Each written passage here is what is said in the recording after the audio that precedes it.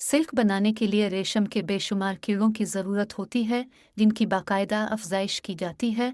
मादा रेशम का कीड़ा सुई के सिरे जितना बड़ा 500 से ज़ायद अंडे देता है। तकरीबन दिन बाद इन अंडों से छोटे छोटे कीड़े निकलते हैं, जिनकी जसामत दिन के अंदर अंदर 70 गाना बढ़ जाती है और अब ये कोकॉन यानी खोल तैयार करने के काबिल होता है। कीड़े की नशोनुमा मुकम्मल हो जाने के बाद इसका रंग जर्दी माइल हो जाता है, जो इस बात की निशानदेही है कि अब धागा बनाने का वक्त आ गया है। शम के कीड़े कोआ खारिज करने के लिए जगह ढूंढते हैं तो उन्हें सुराख दारखानों वाले बड़े बड़े गोल बूहे में डाला जाता है, जहां ये नफीस सफ़ेद धागा खारिज करते हैं, जो उन्हीं के गिर्द लिपटता जाता है। ये मायनुमा तार हुआ लगते ही खुश्क होते जाते हैं और यूं रेशम का एक तार तैयार होता है।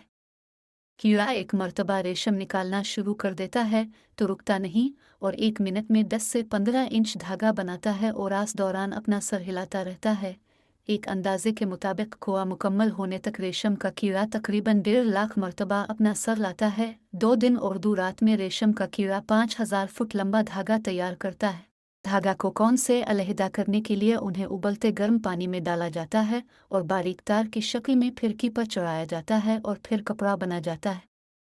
अगरचे ज़्यादातर सिल्क चीन और इंडिया में बनाई जाती है, लेकिन फ्रांस और इटली के फैशन डिज़ाइनर पूरी दुनिया में सिल्क के मलबूसात बनाने के लिए मशहूर हैं। Khalid YouTube channel, please subscribe with notification.